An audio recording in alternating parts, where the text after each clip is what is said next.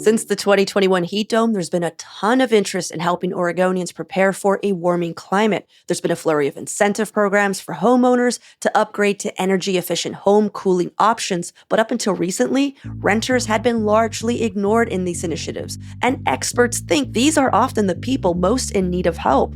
So this year, the Oregon Department of Energy launched a program aimed at renters. It provides rebates for landlords to install heat pumps and electrical upgrades in their rental properties. Today on CityCast Portland, we're talking with OPB climate reporter Monica Samayoa about how the program works and whether or not it'll be successful in getting landlords on board. It's Wednesday, August 16th. I'm Claudia Meza, and this is what Portland's talking about. What makes this program different from other government clean energy initiatives that are already out there? So what makes this unique is that it is focused solely on renters. So basically, it can be any type of rental property like a home, an apartment, a townhome, a manufactured home, an RV, as long as the tenant is renting it for more than 30 days. And why I say it's unique, it's because right now there's billions with a B, billions of dollars available for climate action, specifically for these kind of energy efficiency retrofits. But it's mostly aimed for homeowners. So having the state step in and say, hey, we need to fill this gap is huge. Because personally, I'm a renter. And when I saw that there's all these federal funds available for climate action, I'm like, well, how can I participate? Gotcha. Can renters advocate for themselves, or do landlords have to, manage that entire interaction? The only role renters can play is, hey, here's this new program. Can you look into it and consider it? It's really between the landlord and the contractor because the landlord owns the building. So, yeah. I know this is specific for heat pumps because it's literally called the Rental Home Heat Pump Program. Could you explain what a heat pump is in contrast to an AC? Because I don't think you hear heat pump and you're just like, it's pumping in heat. Like, what's going on here? I know. There's been a huge debate on it and trying to figure out a different name because, yeah, you think heat pump, you're like, how is that going to cool me down? But yeah, the easiest way to describe it, because it can get a little bit in the weeds, is that heat pumps work by using outdoor air. So when it's hot, it pulls the cooler air from the outside, and when it's cold, it pulls in the warmer air. I mean, there's just warm air and cool air just out there.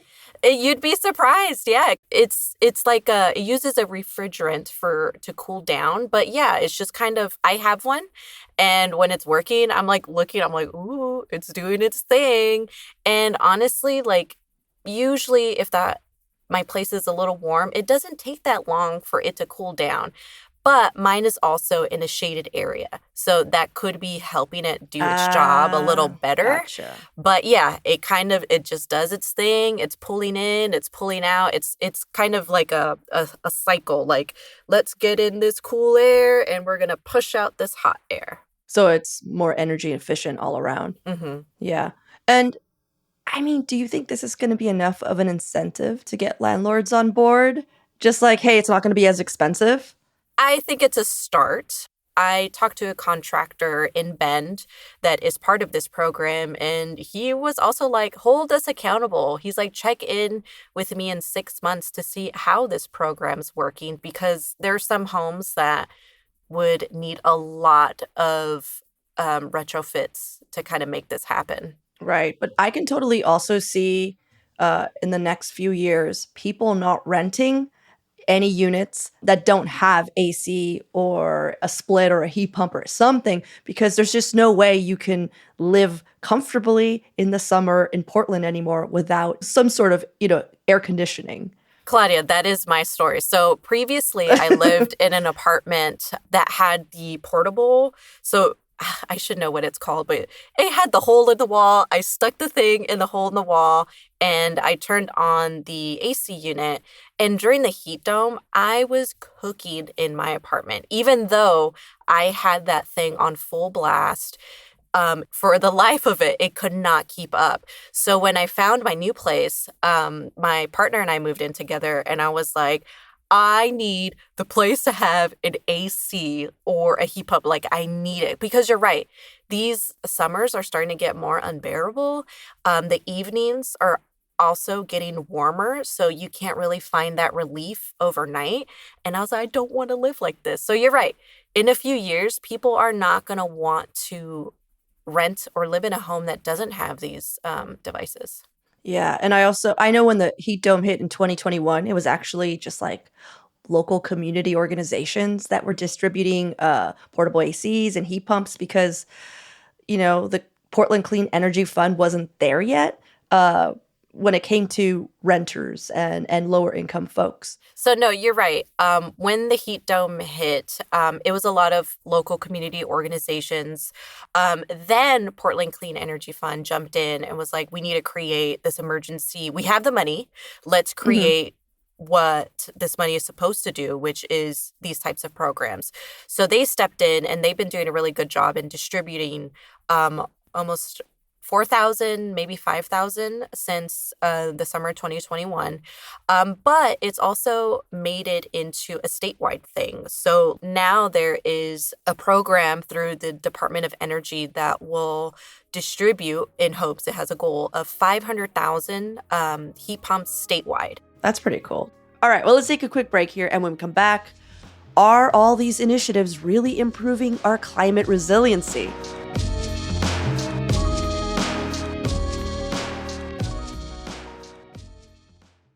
Do you think that these types of initiatives are going to help us ride out climate change? Like, do you think this is sustainable? It's just like, it's getting hot. Here's how not to be hot. Let's not worry about why it's so hot, though. No, I think about this question a lot because I think what we're doing is ensuring people are comfortable in their homes. I don't think that this alone will help fight climate change. I think we're just becoming more resilient, right? The word that we're hearing. There's climate change, and then you can be climate resilient. And I think that's what we're getting to because what we're learning is climate change is happening so quickly. We need to find quick ways to adapt, and this is what we're doing. But overall, there does need to be more work in terms of like, all right, what are other ways that we can fight climate change where, in the next 10 years, we're like, all right, here's this heat pump, but now you need something else to protect yourself. So, Right. Yeah, exactly. Well, I'm glad that you had some form of AC this summer. yes, I would be very angry if I did it. I just got AC installed into my house. I went through the Portland Clean Energy Fund as well. Nice. Yeah, and you can get like this Nest thing. You know what I'm talking about? It's called Nest, and what's so cool is you hook it up and you can have PGE basically kind of manage it for you. At first, I was a little scared about it, but it does like well, yeah, because I'm just like, what's gonna happen? And they're just gonna like punk me one day, and I'm gonna be 110 degrees. It's just gonna be so hot. Or in they're here. going to freeze you overnight. Yeah, yeah. But it's been very comfortable in my home. I've been saving a ton of money, and they give you updates, and then you get these little cute little like green leaves, and then you're able to donate funds to other climate fighting climate change programs or whatever other energy funds, and it's just like such a cool idea. And I'm just glad that everyone seems to be like connecting over these things rather than like the way we see our city normally work in silos. So that makes me a little hopeful. Yeah, no, I think that's really cool. And I know PGE is doing a lot in terms of like trying to distribute how this renewable energy is used and helping people save money. But I like how you said that because the other thing with heat pumps is my energy bill has also gone down drastically. And I grew up, Isn't that crazy? yeah, I grew up in a household where like if it's not like 90 degrees, we're not turning on the AC. I had parents that were like, don't touch the AC. And I'm like, but Yeah. mommy, it's so hot. And Yeah. I kind of grew up a little paranoid because as I mentioned in my previous apartment, that device, every time I turned it on, my bill would increase drastically. And so when I moved here, I was a little scared. I'm like, I don't mind sweating just a little bit. I was scared to turn it on. And then I finally was starting to use it. And my energy bill is so much lower using it than when I barely used the other portable AC unit in my previous apartment. Yeah, exactly. I couldn't believe it because same thing before this, Monica. I lived in an apartment and I had a window unit, and like in order to just exist in that space, that unit had to be on 24/7 basically. And our bills were so high, like it was like over $100, for a small apartment. And so I was expecting something similar when I got this Nest high fluting AC thing, and it's been cheaper. Like, I'm just like, what? It's just like a normal bill. It's crazy, and it even tells you like how long it runs for. For the whole month, it ran less than 70 hours, which is incredible. Oh, that's really cool. I know. Yeah. I wonder if you happen to know maybe some tips for people who haven't convinced their landlords yet that they should also get a heat pump or some form of AC. Is there anything that like renters or homeowners can do to keep cool? So the city has started to increase the amount of cooling centers that are available. There's also like you can go to the pool, find a shaded area, go on a hike, but always remember to drink plenty of water. I think one of the scariest things about heat is that you don't know when you're in trouble until it's too late. Once you start like, oh, I feel dizzy, I have a headache, or like I'm really sweaty, or why am I not sweaty? Is that your body has already been trying to do all of this work and you need to go to an emergency room quickly. So it's just important to remain hydrated. If you don't have to be outdoors, don't do it. Go shopping.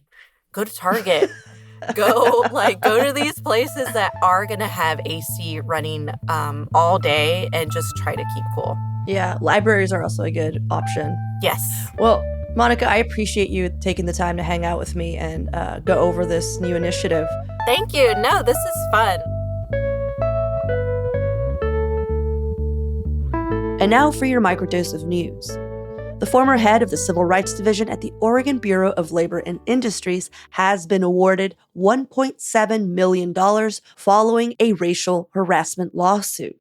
A Multnomah County Circuit Court jury sided with Carol Johnson, who alleged that the state agency was itself a hostile workplace where she faced racial discrimination. The Oregon Department of Justice had previously investigated the claims and found them to be, quote unquote, unsubstantiated. And applications are now open for the state's new family paid leave program. Paid Leave Oregon will allow Oregonians to take up to 12 weeks of paid parental leave if they are not covered by their employer. Benefits start September 3rd, and payout amounts will depend on the regular wage of the employee.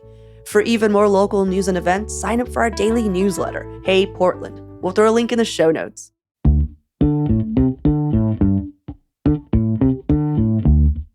That's all for today here on CityCast Portland. Thank you so much for listening.